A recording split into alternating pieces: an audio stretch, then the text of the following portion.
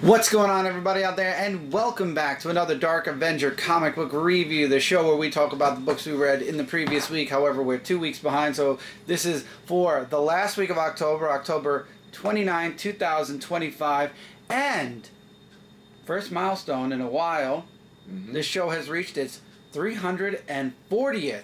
We are 10 away from halfway to 600. That is insane. It is, and we're getting there really quickly, and I'm very happy about that. So, the last review just went up as far as the recording of this video yesterday. This video should be coming out a day or two after we record this, and then we should have the first week of November's books read hopefully soon. I know that Mike doesn't have that many. I'm hoping I don't have that many, and if that's true, that means we can catch up because the books for the second week of November just came out today. So, if you're watching this in the distant future, we are trying to catch up. So hopefully within the next week or so, we will. Yes. Anyway, let's waste no time and get into the books this week. Now again, this is the last week of October, so there's still going to be some Halloween stuff. Right. Like this one, the Dick Tracy Halloween special. I loved it. We had a new villain show up in this book, Mosaic. A villain who basically copies other villains. He's basically like Chameleon. Think of Chameleon. It's the Chameleon of Dick Tracy's universe. And I thought it was a really interesting story. There's a backup story after this with Tess. If you enjoy Halloween, if you love Dick Tracy, you're going to love this book. I've been enjoying Dick Tracy from, I believe it's, I want to make sure, from Mad Cave? Yeah. From Mad Cave. The series itself has been amazing so far. This was a really good book as well. If you enjoy, like I said, Dick Tracy, the Halloween special was excellent. I loved the debut of Mosaic. I loved the premise of it. There's a whole reason behind why this character, so he's an actor, and he gets screwed over, and now he wants to get his revenge. Boom. If you want to know the full story, you will definitely want to read the book. If you don't, then you won't. But I do love Dick Tracy, and I believe the next issue is coming out, it might already be out, but it's coming out very soon. So look forward to the next issue, which is, I believe, issue 12 in the review. Okay, we got two Valiant Beyond comics that came out this week. And we're going to start with All New Harbinger, issue number 2. So in this one, we get introduced to one of the characters who want to join the Harbinger team. If you see the girl with the red hair, her name is Cece, and she wants to join the Harbinger team because all the Harbinger teams have been wiped out and knocked out, except Mox Onyx, who is the last one standing, and he's the, like you said about Chameleon, he's also the one that is a shapeshifter and all that stuff. So when you mention that, it reminded me of that book. So there's this woman, I can't remember the name because they gave her so many names, who is the reason behind taking out the Harbinger team. And she has like this big dome across the city, so that way she could knock them out, and then just basically they can't have no escape. So Cece and Onyx are the only two people that are remaining, or so as just her remaining, because somebody in the book, some type of robot I think it was, took out Onyx, and now she's like basically, her ability, Cece, is to draw discs. That's her special ability, and people think it's but I think it's useful in this comic book. But it's really interesting. I like how they're putting a new person on the team, and can't wait to see how her character develops in the following issues. My favorite all time, the X-O Manowar, issue number 2, and I did read issue number 1 physically. And I think All New Harbinger I read physically. All the issue ones we have physically now, yeah. And in this comic book, you have Arak, who was on the cross, who was strapped on there by the, what were their names? Well, anyway, a new character who comes into this book wants to get revenge on Arak based on his, how do I say it, he basically is someone that people are not. Like he's not one of them. Okay. Basically.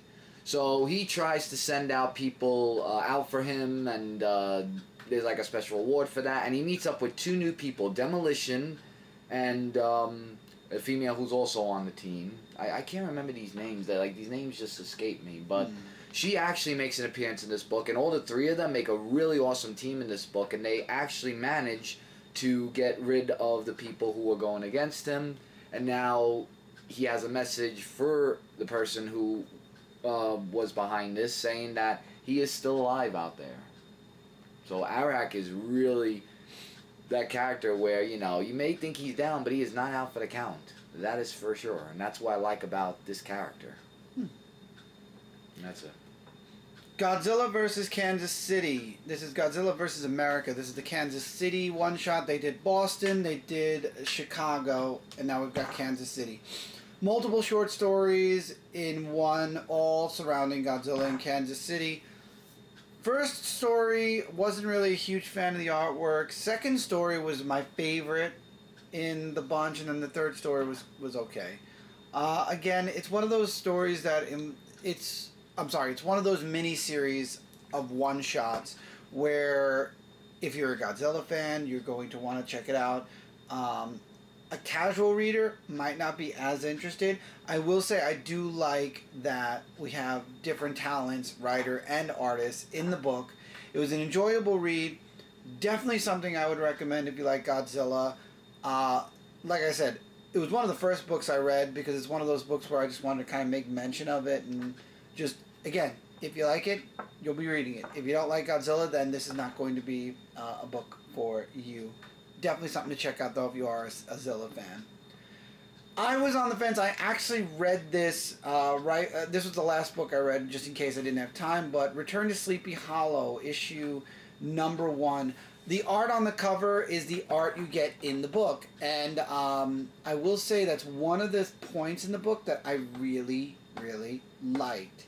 Ichabod returns to Sleepy Hollow, and there is a new mystery going on, and there was a death at the very start of the book, and it's all connected to something. I don't want to spoil what, because this is the first issue, but when Ichabod shows up, that's when the investigation's already underway, but now they're using Ichabod because they find the body, and they're trying to figure out what exactly is going on. There's a connection, a spiritual connection going on. Something is returning. It's going to be very...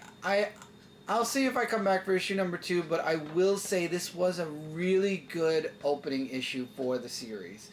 Unfortunately, it starts in October for Halloween, but we're going to be continuing it for multiple issues, so it's unfortunate that we won't finish it in the same month, but I'm still interested to continue forward and see what happens. So we'll see. All depends on the week. Alright, Sonja Reborn, issue number 3. So we're still trying to find out Red Sonja, who is going by name of Margaret in this issue still, because it actually gives more of an explanation of why everything is the way it is, because we get two sides. We get her side, Margaret, and then we get the other side story where she's with this guy who is a murderer, actually, throughout the crime scene that happened, and she's keeping everything like hush-hush, and then she knows that he goes with this woman who he goes to meet and everything, and she actually was the one that used a gun not to shoot him but to throw at his head and actually kill him. So that was like a real big irony for that one. But the artwork in this book, I have to say, for Sonja is really amazing. I really like the artwork in this comic book for Sonja, and the whole adventure and what she's going through and everything else is just a really great adventurous book, and it actually explains more of why she goes by name of Margaret instead of Sonja. Like, the rest you'll have to read, but it's a really great issue. I'm really enjoying Sonja Reborn and the way they're going with the direction of her character. TMNT 2025 Annual, as we close out the year of 2025. The annuals start coming out from IDW. This is the one series I regret that I have not been able to keep up with as much as I would like to, but this issue was definitely something that was easy on newer or the returning reader. This issue was basically the Turtles sitting around and each telling a story of what they were doing while they were apart. Apparently, from the end of the last volume, the first run on IDW to this one, there was something that Donatello did that not restarted, but it ended that series, and then it restarted the series again. I think we're up to issue 12 or 13 in the new run. And the Turtles were apart at the start of this run. So in this book, we see little mini stories about what they were doing in their time apart. And the real focus here is Leonardo, who blamed himself for not being there because Donatello was one of the turtles that needed to be rescued. And I think his story was the deepest because it was about a betrayal of someone who he was trying to save. And I love how in the end the Turtles were like, we're here now. There's talk about Splinter. I believe Splinter might be alive now. Wait, you mean that he's not with them? Like, or No, like they're still looking? He died in issue 100. Oh, I don't remember. I know. So it looks like I have a lot of a lot of catching up to do with Turtles, because Turtles used to be my book of the week until around the 110s about. That's when things started to fall off. So I'm hoping that this series is doing a lot. I hear good things about the Turtle series. So I'm hoping to catch up with I'm going to try to find a way to catch up to where we're at instead of just jumping into the next issue. I mean, I will jump into the next issue because I am going to want to review it, but at some point I am going to try to go backwards a bit and catch up. The last book for the previous volume just came out last month. So if you've been collecting the IDW large hardcovers, the very last book released in, I believe it actually was no, it might have been in September. It released in September. It was the very final volume, and now we're going into this. I'm hoping that they do the same thing with this volume. After we get to a certain number, they'll release a hardcover that collects everything, so this way I can read the whole start of this new arc. But I'm going to try my best. Really good stuff, though. And then I believe this is the last... Last independent book is something we both read, and that is Supernatural, issue number 1, one of our favorite series now in comic book form, and it involves a demon in a bottle. Yes, actually, that's what I really found interesting about the Supernatural. Like, I like how the two Winchester brothers, Sam and Dean, how they go through that investigation of that, and it was just... And they get two-timed by somebody who they're trying to rescue. And can I just say that the artwork is very good. Outstanding. Like, it just, I was looking at the art and I was like, wow. It was just really amazing. It was like 3D, well. like, whoa. Like, you actually were watching the TV show, really. It definitely made me miss Supernatural, but I'm glad that we can still get it in the form of in a comic book, yes. And throughout the issue, we have them chasing this demon who has escaped its bottle.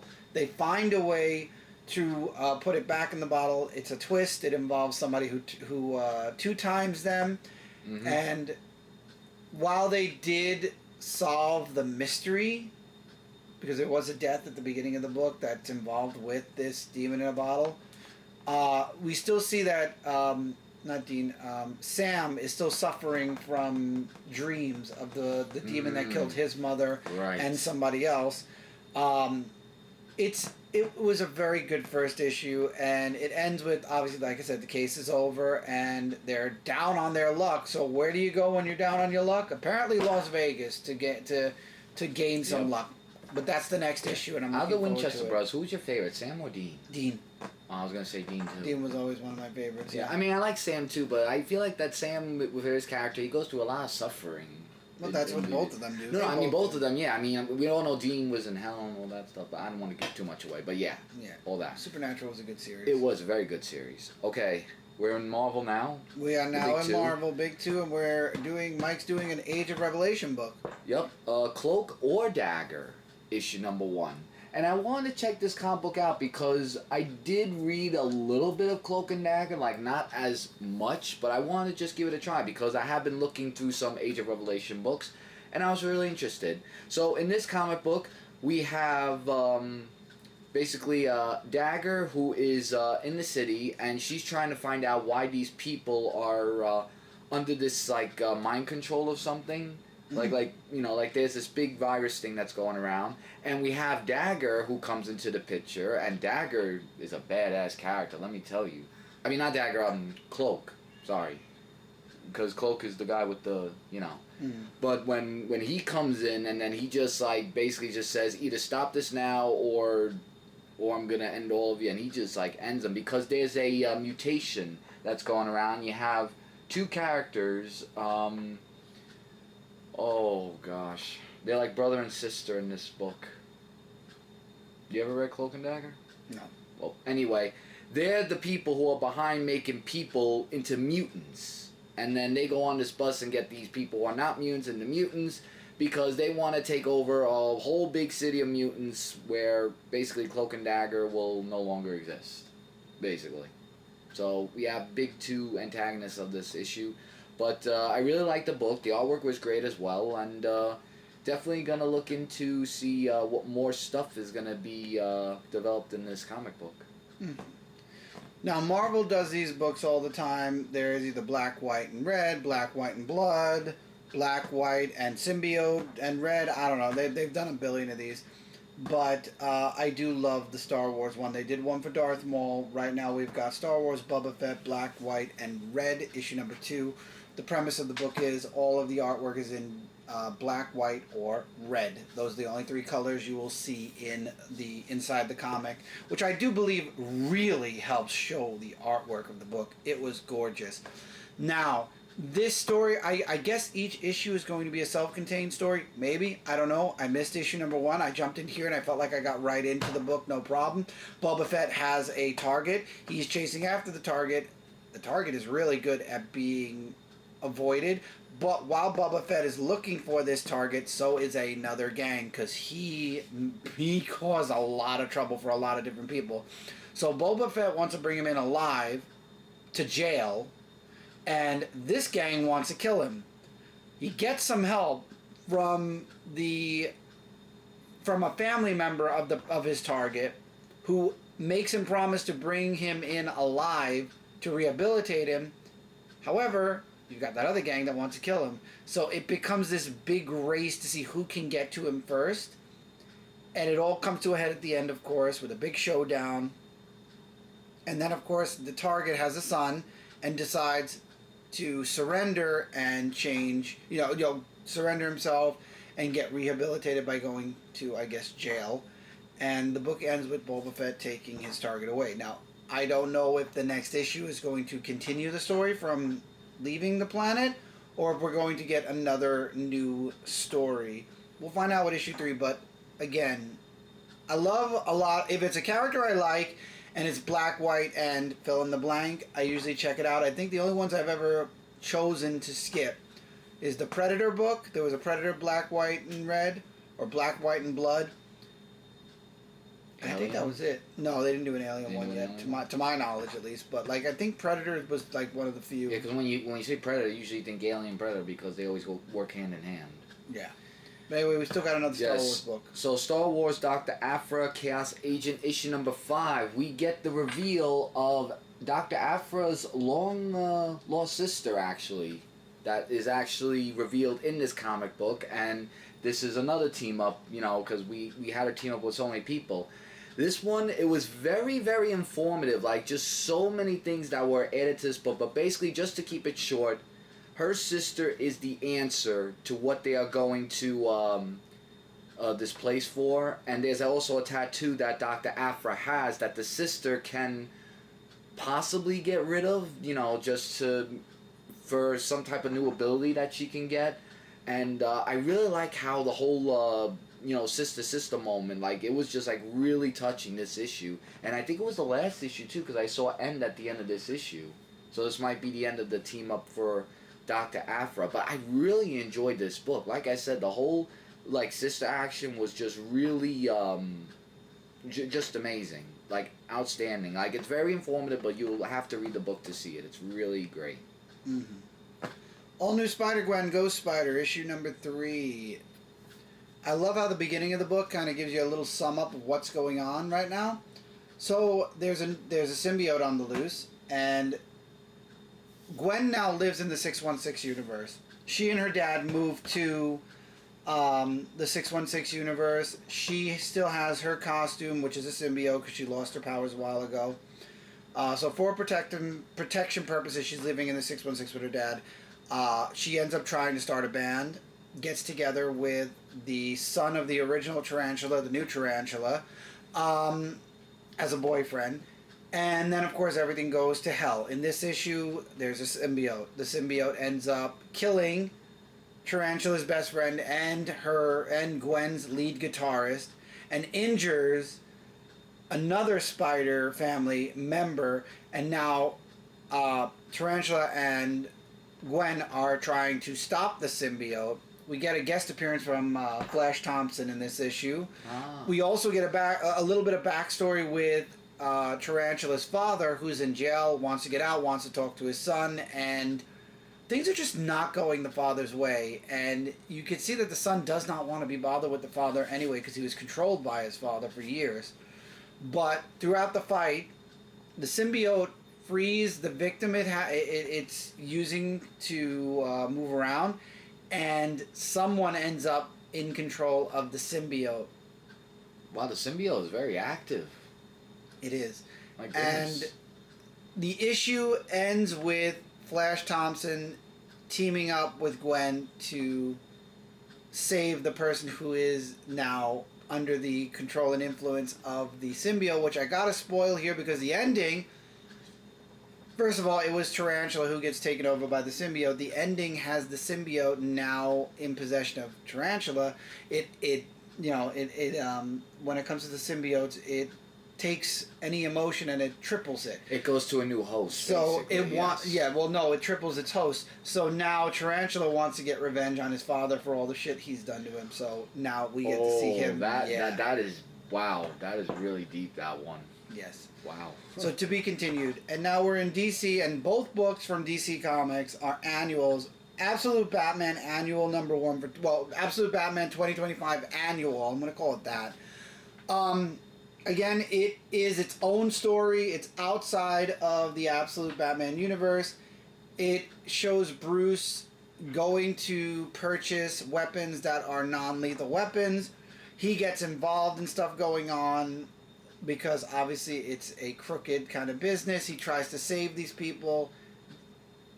He gets turned on, and there's some flashbacks to his father and him in the past. His father saying, that Bruce is destined for great things and that violence doesn't solve anything.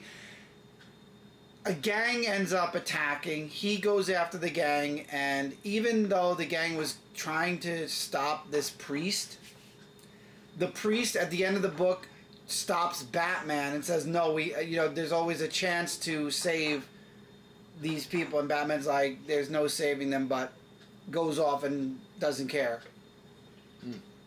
Wow.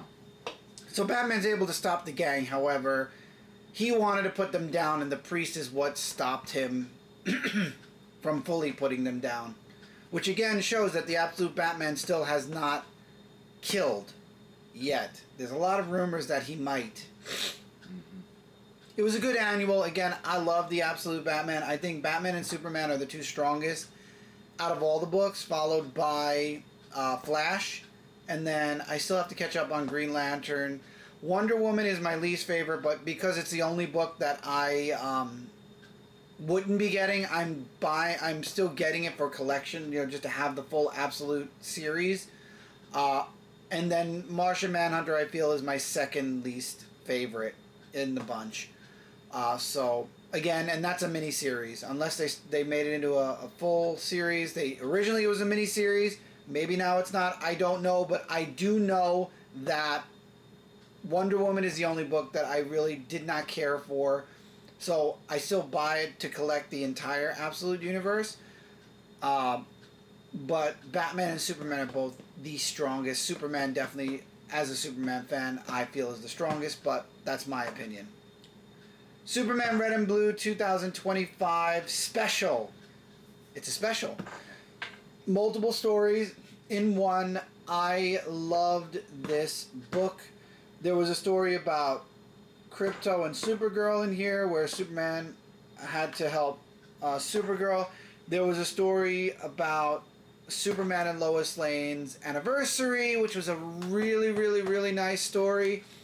And then there was, I'm trying to remember, there was one story I cannot fully remember. But there's another story in there. All the stories were really good. Definitely one of my book of the week. Superman Red and Blue did have a mini series. I believe it was last year or the year before. There were already 2 statues made for it. Really good. The annual was really, really nice. It's a bunch of short stories about Superman. And my favorite in the bunch was definitely the anniversary issue. I really, truly loved Superman and Lois's anniversary issue. Because things don't look like they're going well. And then it ends with them doing something for the Daily Planet. Which was awesome. Because that, in Lois's mind, is the best anniversary present she could ever have. Okay. I loved it. I thought it was an excellent, excellent, excellent book.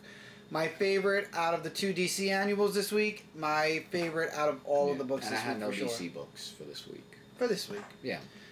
So with that, that's it for this review, everybody. We'll be back soon with the next episode. Hopefully sooner rather than later. But till then... But yeah, we are 10 episodes away right now, or now 9 now to go until we get to the halfway point. Yes. Gonna get there. That's right. Let's get there. Till next time, everybody. Take care, keep reading, keep collecting. I will see all of you really soon. Or we will see all of you really soon. Yeah. In the next episode. Take care, everyone.